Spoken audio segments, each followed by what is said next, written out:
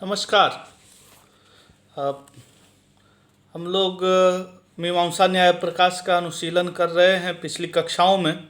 इसी क्रम में आज विनियोग विधि के सहकारीभूत पंचम प्रमाण और षष्ठ प्रमाण, पंचम प्रमाण और षष्ठ प्रमाण देश स्थान प्रमाण एवं समाख्या प्रमाण हैं। इससे पूर्व के चार प्रमाणों को हमने श्रुतिलिंग वाक्य एवं प्रकरण प्रमाण को हमने देखा था ग्रंथानुकूल प्रसंगों में, और परस्पर बलाबल विचार भी की भी चर्चा की गई थी। यह सभी प्रमाण विनियोग विधि के सहकारी होते हैं, विनियोग विधि के सहायक होते हैं। इन प्रमाणों की सहायता से विनियोग विधि अंग और प्रधान का संबंध बोध कराती है। इसी क्रम में यह पंचम और षष्ठ तो अब अवशेष रहता है विनियोग विधि के प्रमाणों में से। तो आज की कक्षा में हम इन दोनों प्रमाणों की चर्चा करेंगे। यह तो ही जो सबसे आखिरी षष्ठ प्रमाण है समाख्या, उसमें बहुत अधिक विवेच्य नहीं है विषय, और बलाबल विचार इत्यादि भी उसमें नहीं है, क्योंकि पहले ही बताया गया है कि यह दुर्बलतम प्रमाण होगा, जो सबसे अंतिम होगा। तो इसी क्रम में अब स्थान प्रमाण की चर्चा करते हुए मीमांसा सिद्धांत के अनुसार ग्रंथकार कहते हैं देश सामान्यम स्थानम। देश सामान्य, सामान्य देश होना किसका? तो पुनः वही जिनकी चर्चा चल रही है, अंग और प्रधान की। तो कहा अंग और प्रधान अगर एक ही देश में हो, एक देश में हो, एक स्थल पर हो, तो उनके उस स्थल की, उनके अधिकरण की समानता को, स्थल की समानता को, देश की समानता को, देश जब समान का ही भाव सामान्य है, तो देश जब दोनों का समान हो, स्पेस, एक ही स्पेस जब अंग और प्रधान दोनों शेयर कर रहे हों, तो यह जो देश का सामान्य भाव रूपी प्रमाण है वही स्थान प्रमाण कहलाता है। और यह दो प्रकार का होता है। तच्च द्विविधम, पाठ सादृश्यम अनुष्ठान सादृश्यम चेति। तो देश की समानता किस प्रकार से? तो कहा पाठ के आधार पे जब समानता होगी, मतलब जब पढ़ा जाएगा एक साथ एक ही देश में अंग और प्रधान, जब इन दोनों को एक देश में पढ़ा जाएगा तो यह पाठ सादृश्य होगा, स्थान प्रमाण का भेद। और जब इनका अनुष्ठान एक देश में किया जाएगा, अंग का अनुष्ठान व प्रधान का अनुष्ठान, दोनों का अनुष्ठान जब एक ही देश में किया जाएगा तो यहाँ अनुष्ठान सादृश्य होगा। इसी के आधार पर कहा गया देश सामान्यम स्थानम तच्च द्विविधम पाठ सादृश्यम अनुष्ठान सादृश्यम चेति यत आहुहु, जैसा कि कहा है। अब कुमारिल भट्ट का यह हर भाट्ट संप्रदाय से प्रभावित है इनकी व्याख्या। तो कुमारिल भट्टपाद का उदाहरण देते हैं तंत्रवार्तिक से, अधिकांश जो उदाहरण है यहाँ तंत्रवार्तिक से इन्होंने दिया है। हम एक बार तंत्रवार्तिक भी देखेंगे जब इस ग्रंथ के पश्चात हम अर्थसंग्रह की तरफ एक बार व्याख्या और अध्ययन करके देखेंगे, और तदनंतर हम अन्य ग्रंथों की तरफ जाएंगे। तो तंत्रवार्तिक की कारिका है तत्र क्रमो द्विधैव इष्टो, तत्र क्रमो द्विधायव इष्टो देश सामान्य लक्षणः पाठानुष्ठान सादृश्यात् विनियोगस्य कारणम। दो प्रकार के क्रम स्थान का ही अपर नाम है, स्थान का ही पर्याय क्रम भी है। तो कहा कि क्रम जो होता है अर्थात स्थान जो होता है वह दो प्रकार का कहा गया है। और यह होता क्या है? तो कहा देश सामान्य इसका लक्षण है, एक देश में होना ही इसका लक्षण है। और यह दो भेद कौन कौन है? तो पाठ और अनुष्ठान के सादृश्य से यह दो प्रकार का होता है, स्थान रूपी प्रमाण, और यह विनियोग का कारण बनता है, विनियोग का साधन बनता है, विनियोग का सहयोगी प्रमाण रूप बनता है। कारण कहा तो कारण प्रमाण है करण के रूप में। स्थानम क्रमः चेत च इति अनर्थांतरम, पुनः यही कहा गया कि स्थान और कर्म यह दोनों जो है वहाँ अर्थांतर नहीं है, अनर्थांतर है। दोनों अलग अलग अर्थ में प्रयुक्त नहीं हुए। जिस अर्थ में क्रम प्रयुक्त होता है उसी अर्थ में स्थान की भी प्रयुक्ति, मतलब परस्पर एक दोनों समानार्थी हैं। पाठ सादृश्यम अपि द्विविधम, अब हमने जो स्थान प्रमाण के दो भेद किए थे, पाठ सादृश्य और अनुष्ठान सादृश्य, वहां पाठ सादृश्य के भी दो अवान्तर भेद हैं। स्थान के दो भेद, पाठ सादृश्य, अनुष्ठान सादृश्य। पुनः पाठ सादृश्य के दो भेद, यथासंख्य पाठ और सन्निधि पाठ। तो कहा पाठ सादृश्यम अपि, पाठ सादृश्य भी दो प्रकार का होता है, द्विविधम, यथासंख्य पाठः सन्निधि पाठः च इति, यथासंख्य पाठ सन्निधि पाठश्चेति। तत्र, अब यथासंख्य पाठ का उदाहरण करके बताएंगे कैसे। यथासंख्य तो आप सब जानते हैं, हमने जब एचो अयो आया इत्यादि सूत्र पढ़ा था तो वहाँ क्या था, यथासंख्य अनुदेशा समानाम।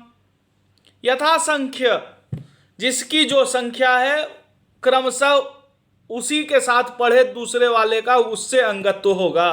उदाहरण देखेंगे स्पष्ट होगा। पहला कहा यथासंख्य पाठ, पाठ सादृश्य में दो भेद हैं, यथासंख्य पाठ और सन्निधि पाठ। प्रथम का उदाहरण है, तत्र ऐन्द्राग्नम एकादश कपालम निर्वपेत वैश्वानरम द्वादश कपालम निर्वपेत। दो वाक्य पढ़े, ऐन्द्राग्नम एकादश कपालम निर्वपेत, ऐन्द्राग्नि के लिए इंद्र के लिए जो है वह एकादश कपाल का निर्वाप करें, और वैश्वानर जो अग्नि है उसके लिए द्वादश कपाल का निर्वाप करें, उसमें द्वादश कपाल का निर्वाप करें। दो वाक्य पढ़े गए। तो ऐन्द्राग्नम एकादश कपालम निर्वपेत वैश्वानरम द्वादश कपालम निर्वपेत इति एवं क्रम विहितेषु, इस क्रम में जो कहा गया है, अब इसके क्रम में दो मंत्र पढ़े गए हैं, याज्ञानुवाक्या जिसको कहा जाता है, यह भी दो क्रम से है। क्या तो इंद्राग्नि रोचना दिवि इत्यादि नाम याज्ञानुवाक्या मंत्राणाम यथासंख्यम प्रथमस्य प्रथमम द्वितीयस्य द्वितीयम यो विनियोगः स यथासंख्य पाठात्। प्रथम पठित मंत्रस्य ही कैमर्थ्याकांक्षायाम प्रथम तो विहितम कर्म एव प्रथमम उपतिष्ठते समान देशत्वात्। अब कहा यहाँ पर ऐन्द्राग्नम एकादश कपालम निर्वपेत, यह प्रथम वाक्य, और दूसरा वाक्य है वैश्वानरम द्वादश कपालम निर्वपेत। दोनों का क्रम है एक और दो का। तो कहा इस क्रम से विहित जो दो याज्ञानुवाक्या मंत्र हैं, कौन कौन, इंद्राग्नि रोचना दिवि, यह प्रथम याज्ञानुवाक्या मंत्र है। याज्ञानुवाक्या मंत्र प्रथम है इंद्राग्नि रोचना दिवि, और द्वितीय याज्ञानुवाक्या मंत्र है वैश्वानरो अजिजनत। तो उधर दो वाक्य थे, ऐन्द्राग्नम एकादश कपाल निर्वपेत वैश्वानरम द्वादश कपालम निर्वपेत, और यहाँ उसके साथ यथासंख्य में उसी देश में दो याज्ञानुवाक्य वाक्य भी हैं, मंत्र भी हैं। कौन कौन, तो ऐन्द्राग्नि रोचना दिवि और वैश्वानरो अजिजनत। तो कहा यहाँ स्थान पाठ के सादृश्य से प्रथम वाला प्रथम का अंग बनेगा और द्वितीय वाला द्वितीय का अंग बनेगा। तो मंत्र युगल जो एक है उसके विषय में ऐन्द्राग्नम एकादश का पालन निर्वपेत, इसके संदर्भ में मंत्र संख्या 1 का विनियोग होगा। किस मंत्र का? इंद्राग्नि रोचना दिवी। तो मंत्र संख्या 1 जो है इंद्राग्नि रोचना दिवी, इसके विषय में जब किम भावाकांक्षा होगी तो इसके विषय में जब कथम भावाकांक्षा होगी, अंगी को कथम भावाकांक्षा, प्रधान को कथम भावाकांक्षा होती है और उपकारक को किम भावाकांक्षा होती है। तो उपकार्याकांक्षा में, उपकारकाकांक्षा में इसका जो उपकार्य होगा, इसका उपकार्य कौन सा हो? कहा गया कि इंद्राग्नि रोचना दिवी, यह जब यह बताया गया तो इसके साथ कि यह इसका उपकार्य क्या है, यह किसका उपकार करेगा। तो प्रथम इष्टि जो है वह कौन सी थी?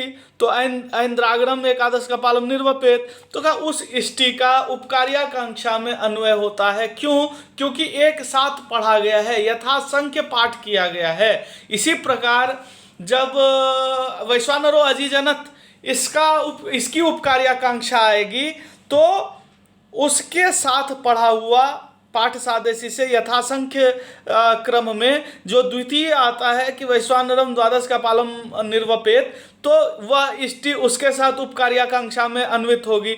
तो यह अन्वय अंग और प्रधान का, यह अन्वय स्थान प्रमाण के माध्यम से सादेश्य होने के कारण से स्पष्ट होता है। स्थान, तो यहाँ जब हम पाठ सादेश्य की चर्चा कर रहे हैं तो हमारे पास दो कर्म है और उसके लिए दो मंत्र हैं। दो कर्म एक साथ पठित हैं, क्रम से दो कर्म पठित हैं, दो इष्टि पठित है। क्या? निर्वाप करना है, निर्वाप रूपी कर्म पठित है। तो निर्वाप किसका करना है? तो कपाल का निर्वाप करना है। कहा इंद्राग्नम एकादश कपालम निर्वपेत, वैश्वानरम द्वादश कपालम निर्वपेत। ये दो इष्टियाँ हैं और इसी के साथ एक साथ पढ़े गए दो मंत्र हैं, दो याज्ञानुवाक्या मंत्र हैं, इंद्राग्नि रोचना दिवी और वैश्वानरो अजीजनत। तो यह पाठ चूंकि एक देश में हुआ है, एक ही स्थल पर हुआ है, इसलिए ये दो मंत्र परस्पर अथवा क्रमशः उन दो क्रियाओं के अंग बनेंगे। क्रियाएं प्रधान बनेंगी और ये मंत्र उसके अंग बनेंगे, ये उपकारक बनेंगे। क्रिया उपकार्या होगी, वह कर्म वह इष्टि उपकार्य होगी और यह उपकारक होगा। इसे किम भावयेत की आकांक्षा होगी, मंत्रों को किम भावयेत की आकांक्षा होगी और इष्टि को कथम भावयेत की आकांक्षा होगी। परस्पर एक दूसरे का यह अंगत्व स्थान प्रमाण से सिद्ध होगा। क्या सिद्ध होगा? स्थान प्रमाण से कैसा अंगत्व सिद्ध होगा कि इंद्राग्नि रोचना दिवी जो मंत्र है वह अंग है इंद्राग्नम एकादश कपालम निर्वपेत इस इष्टिका, और वैश्वानरो अजीजनत यह जो द्वितीय याज्ञानुवाक्या मंत्र है यह अंग होगा वैश्वानरम द्वादश कपालम निर्वपेत इस दूसरी इष्टिका। तो यह अंगत्व बोध स्थान सादेश्य से, पाठ सादेश्य से यह हो रहा है। अतः यह उदाहरण बताया गया यथासंख्य पाठ का।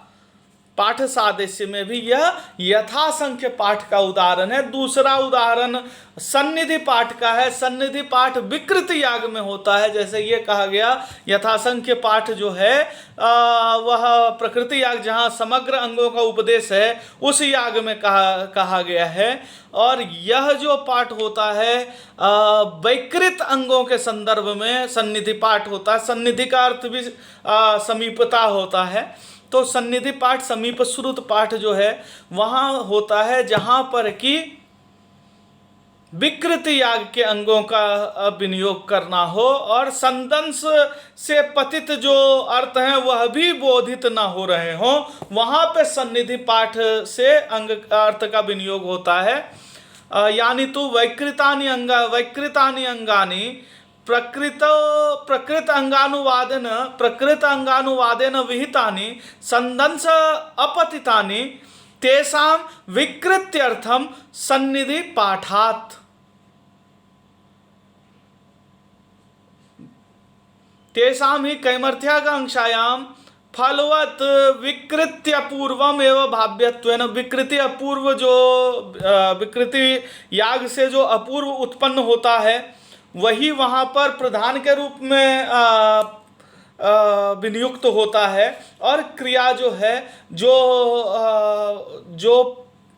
मंत्र पढ़े गए हैं विकृति पाठ में, विकृति याग में, वह उसके अंग के रूप में विनियुक्त होता है। और कहा कि यह कहाँ पर होगा, तो जहाँ न प्रकृति से अंग का विनियोग, जहाँ न प्रकृति के अंग हैं, प्रकृति याग के अंग जहाँ न हो अभी तो विकृति याग के अंग हो, और संदंश से भी जहाँ अंगत्व बोध संभव न हो आ रहा हो, ऐसे स्थलों पर प्रधान को मानना चाहिए विकृत्य पूर्व और अंग को मानना चाहिए तत्त वाक्यों को, और इनके माध्यम से अंग प्रधान संबंध बोध सन्निधि पाठ रूपी पाठ सादृश्य से स्थान प्रमाण से होगा। विश्वजिन न्याय इत्यादि जो न्याय बताए गए थे इनसे यहाँ अंगत्व बोध नहीं हो पाएगा। तो अन्य किसी भी प्रमाण से जब अंगत्व बोध न हो पाए, श्रुतिलिंग वाक्य प्रकरण एवं यथासंख्य पाठ इत्यादि से, तो ऐसे विकृति याग के स्थल पे जहाँ संदंश का भी कार्य संपादित न हो पा रहा हो, वहाँ सन्निधि पाठ से विकृति अपूर्व को, विकृति याग से उत्पन्न होने वाले अपूर्व को प्रधान मानकर अंगत्व का विधान सन्निधि पाठ रूपी पाठ सादृश्य से स्थान प्रमाण से सिद्ध होता है। तो यह पाठ सादृश्य के दो भेद थे, यथासंख्य पाठ व सन्निधि पाठ। पुनः अब अनुष्ठान सादृश्य रूपी द्वितीय भेद आता है। पहले एक भेद का वर्णन कर दिया गया, पुनः उसके दो उपभेद भी बता दिए गए। अब दूसरे प्रभेद का वर्णन करते हुए कहते हैं कि पशु धर्माणाम अग्निशोमीय अर्थत्वम अनुष्ठान सादृश्यात्। अनुष्ठान सादृश्य भी एक प्रमाण है, अनुष्ठान के एक देश में होने के कारण। का कैसे, तो कहा पशु के जो धर्म है, पशु याग जब होता है तो पशु से संबंधित क्रियाएं की जाती हैं, उपाकरण कर्म किया जाता है, नियोजन किया जाता है, रस्सी में बांधा जाता है। तो उपाकरण, नियोजन इत्यादि जो क्रियाएं यज्ञ के संपादन के समय, पशु याग के संपादन के समय या अन्य याग जहाँ पशु हवि बनता है वहाँ पर उस याग के संपादन के काल में, अनुष्ठान में जो क्रियाएं प्रयुक्त होती हैं, जैसे उपाकरण भी क्रिया है, उसका भी अंगत्व होना चाहिए। किस में, तो कहा उस पशु में, पशु अंगी होगा और उसके प्रति जो क्रियाएं की जाएंगी वो अंग हो जाएंगी वो क्रियाएं। तो अगर उपाकरण किसी अग्निशोमीय पशु का हो रहा है, अग्निशोमीय जो यज्ञ है, इष्टि है, उसके लिए जो पशु चाहिए, जो पशु निरुद्ध है, उस पशु के प्रति जो क्रियाएं की जाती हैं, उस पशु के विषयक जो क्रियाएं की जाती हैं उसको पशु धर्म कहा जाता है, नियोजन, उपाकरण इत्यादि। तो ये क्रियाएं उस अग्निशोमीय पशु के प्रति अंग बनती हैं अनुष्ठान सादृश्य रूपी स्थान प्रमाण से। अब यह क्या है, तो कहा गया, इसका उदाहरण, इसको स्पष्ट करते हुए कहा गया कि किस प्रकार से अग्निशोमीय पशु का अंग पशु धर्म और उपाकरण, नियोजन इत्यादि क्रियाएं किस प्रकार उसका अंग रूप सिद्ध होंगी अनुष्ठान सादृश्य रूपी स्थान प्रमाण से। इसका वर्णन करते हुए, इसका उदाहरण देते हुए आचार्य कहते हैं औपवस्थ्ये अहनि औपवस्थ्य नामक दिन में, दिवस में, औपवस्थ्य जो दिवस होता है उसमें अग्निशोमीय पशु अनुष्ठीयते, अग्निशोमीय पशु का अनुष्ठान किया जाता है। अग्निशोमीय पशु संबंधी क्रियाएं की जाती हैं। अग्निशोमीय याग जो है उस पशु से, अग्निशोमीय पशु से जो याग है वह औपवस्थ्य के दिन किया जाता है। तो कहा जिस दिन वह अग्निशोमीय पशु का अनुष्ठान किया जाता है उसी दिन उस पशु से संबंधित जो धर्म हैं, उपाकरण इत्यादि, उनका भी उसी दिन अनुष्ठान किया जाता है। मतलब उपाकरण भी उसी दिन करेंगे जिस दिन उस पशु की पशु से संबंधित होम करना है, पशु से संबंधित इष्टि करनी है। तो अग्निशोमीय इष्टि के तिथि में ही, औपवस्थ्य नामक विशेष तिथि में ही पशु से संबंधित अन्य धर्मों का भी अनुष्ठान किया जाता है।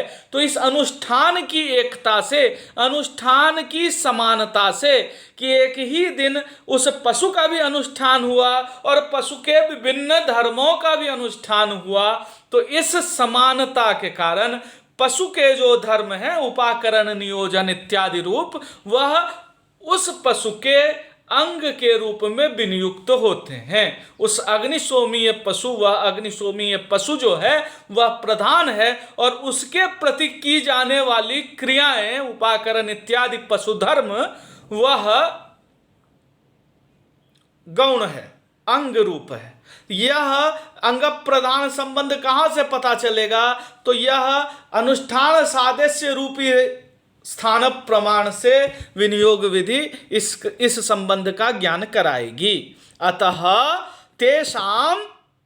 तेषाम धर्माणां, पशु धर्माणां कैमर्थ्याकांक्षायां किमर्थम किम भावेत इति आकांक्षायां अनुष्ठेयत्वेन उपस्थितम, अनुष्ठेय के रूप में अनुष्ठान जिसका किया जाना है, अर्थात वह अग्निशोमीय पशु, उसके रूप में पशु अपूर्वम एवं भाव्यत्वेन संबध्यते। उस पशु से संबंधित जो अपूर्व है, अनुष्ठेय जो पशु है, उसका अपूर्व ही भाव्य रूप में, किम भावेत, अपूर्वम भावेत, पशु की भावना साक्षात तो नहीं करेंगे, पशु से संबंधित जो अपूर्व निकलना होगा।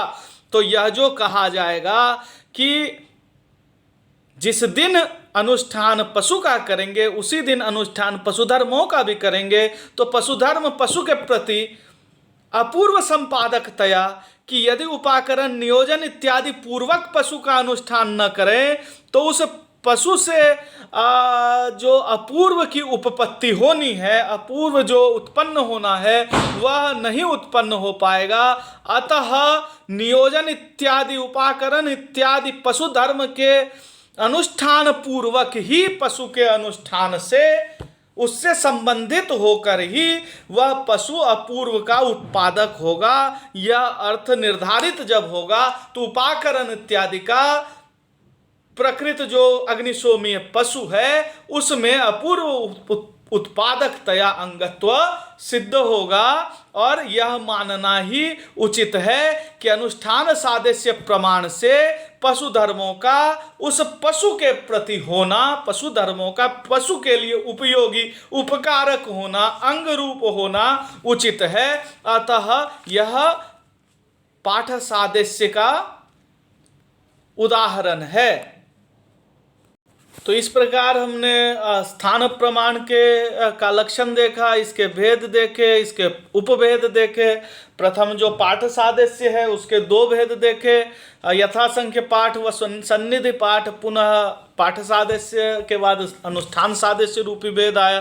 तो इस प्रकार से यह स्थान प्रमाण अंग और प्रधान का संबंध बोध कराता हुआ विनियोग विधि का सहायक बनता है। अब यह स्थान प्रमाण समाख्या रूपी अंतिम प्रमाण से अधिक बलवान होता है। यही कहा तच्च समाख्यातः प्रबलः, तच्च समाख्यातः प्रबलम। स्थानम है इसलिए नपुंसक लिंग में तच्च स्थानम समाख्यात, समाख्या से यह प्रबल है। क्यों? तो यहाँ एक सिद्धांत है कि यह जो अभी तक हमने श्रुति, लिंग, वाक्य, प्रकरण और स्थान तक हम आए, ये जो 5 प्रमाण हैं, यह संबंध का बोध कराते हैं, संबंध का प्रत्यायन कराते हैं। किसका संबंध किससे? संबंध बोधक होते हैं। और जो अंतिम है समाख्या, वह संबंध का बोध न करा के संबंधी का ग्रहण कराता है। तो यही अंतर है का स्थान विनियोगे ही पदार्थयो देश सामान्य लक्षण संबंध प्रत्यक्ष, उस संबंध का प्रत्यक्ष कराता है।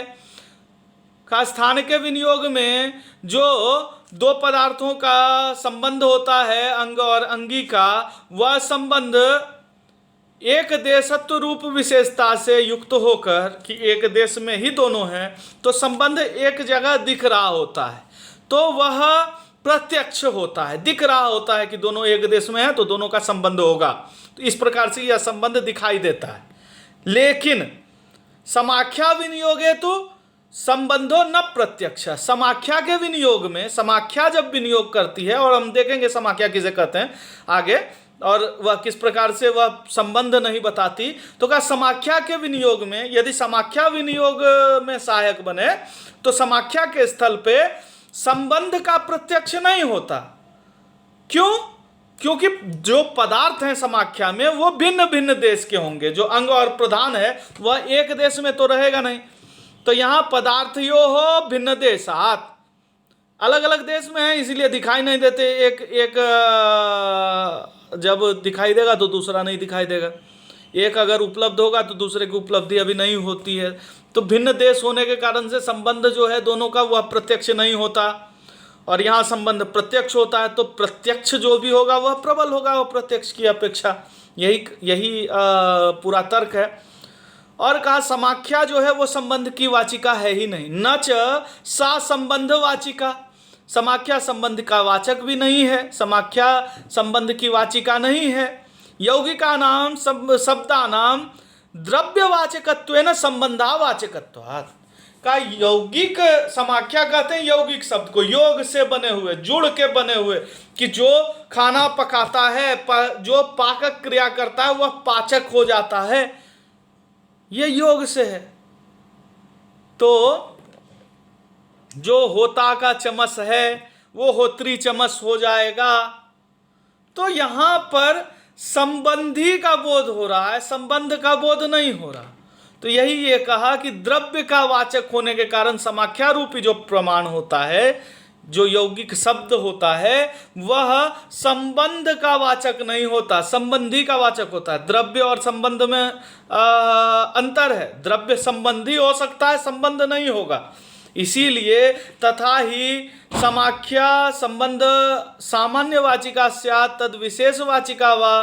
का अगर संबंध का वाचक होगा तो एक प्रश्न होगा कि सामान्य संबंध बताएगा या विशेष संबंध बताएगा। का न आद्य तदुक्तो प्रयोजनाभावात्। सामान्य संबंध वाचक नहीं हो सकता, इसमें कोई प्रयोजन ही नहीं है। समाख्या तो यौगिक शब्द को कहा जाता है। और द्वितीय अवश्यम संबंधिनो वाच्यो, द्वितीय होने पर यदि विशेष संबंध बताए तो कहा फिर तो संबंध वाच्य ही नहीं होगा, फिर तो संबंधी ही वाच्य होगा। क्यों? कहा तद अंतरेण, अगर संबंधी ना बताया जाए उसके बिना तो संबंधे विशेषाभावात, संबंध में विशेष का भाव ही नहीं हो पाएगा। आप जब संबंध विशेष बता रहे हो तो उस विशेष संबंध से कोई संबंधित होना चाहिए ना। तो कहा कि अगर हम प्रथम लें तो वहाँ प्रयोजन ही नहीं होता, और द्वितीय लें तो वहाँ वो भी संभव नहीं है, क्योंकि उसमें फिर विशेष का वाच्य होना चाहिए, विशेष कोई संबंधी ही होगा। इसीलिए अतश्च अवश्यम संबंधी वाचकत्वम समाख्या वक्तव्यम। इसीलिए यह बोलना चाहिए कि समाख्या से संबंध का बोध नहीं होता, संबंधी का बोध होता है। और उस संबंधी से संबंधी का जब बोध होगा तो वह किसी संबंध से ही होगा, ऐसा आक्षेप करते हैं, ऐसी कल्पना करते हैं, और फिर उस कल्पना के माध्यम से अंगत्व का विनियोग करते हैं। तो जब तक कल्पना करेगी समाख्या विधि तब तक संबंध का बोध कराने वाली जो स्थान प्रमाण है वह तब तक अक्लिप्त रूप से शीघ्रतर होकर वह तब तक विधान कर देता है, अतः वहां अवकाश ही नहीं बचता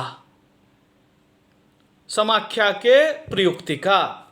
इसीलिए न समाख्या न संबंधवाची का, संबंध की वाचिका नहीं है, इसलिए यह जो है वो स्थान प्रमाण से दुर्बल प्रमाण सिद्ध होता है।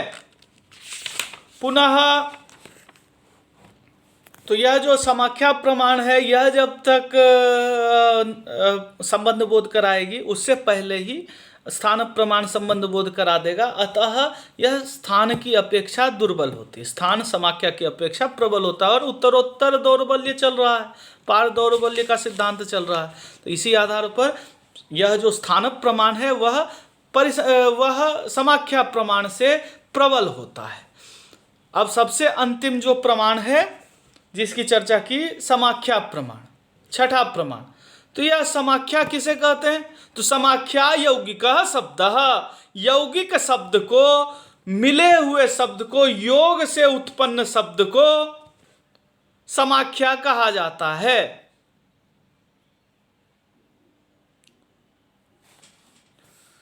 समाख्या यौगिक शब्द, शब्द अपने प्रवृत्ति के आधार पर, शक्ति के आधार पे, अर्थात प्रत्यायन की शक्ति के आधार पर शब्द के चार भेद किए जाते हैं। यौगिक, योग से बनने वाले, रूढ़ शब्द, रूढ़ी से अर्थबोध कराने वाले, जैसे हमने कुशलह में देखा था। यौगिक, रूढ़, योग रूढ़, युक्त होकर रूढ़ी में जो चले गए, और यौगिक रूढ़। तो यौगिक रूढ़, योग रूढ़ और यौगिक रूढ़, तो क्या इनमें से जो यौगिक होता है, जुड़ा हुआ, मिला हुआ, जोड़ने से बनाया हुआ, दो शब्दों को जोड़ा तो दोनों के अर्थ जुड़ गए, ऐसे शब्द को समाख्या कहा जाता है। और यह भी प्रमाण है, जो दो जुड़ते हैं उसमें एक अंग होगा और एक प्रधान होगा दोनों संबंधियों में। तो यहां कहा समाख्या यौगिक शब्द, यौगिक शब्द को समाख्या कहते हैं। साचा द्विविधा, वह दो प्रकार की होती है समाख्या, वैदिकी, लौकिकी चेती। वैदिकी समाख्या और लौकिकी समाख्या, नाम से ही पता लग रहा है, जिसका वेद में जिस यौगिक शब्द का प्रयोग हो, वैदिक क्रिया में जिस यौगिक शब्द का प्रयोग हो, वह वैदिकी समाख्या है, और वेदातिरिक्त लोक में जिसका प्रयोग हो वह लौकिकी समाख्या कहलाता है। उदाहरण देखेंगे, होत्री तत्र होतु चमस भक्षणांगत्वम होत्री चमस इति वैदिक्या समाख्यया। का होता एक वाक्य है, यौगिक शब्द है होत्री चमसः, होता का चमस, चम्मच जिसे कहते, होत्री चमस, होता ऋत्विक है एक, होता नामक ऋत्विक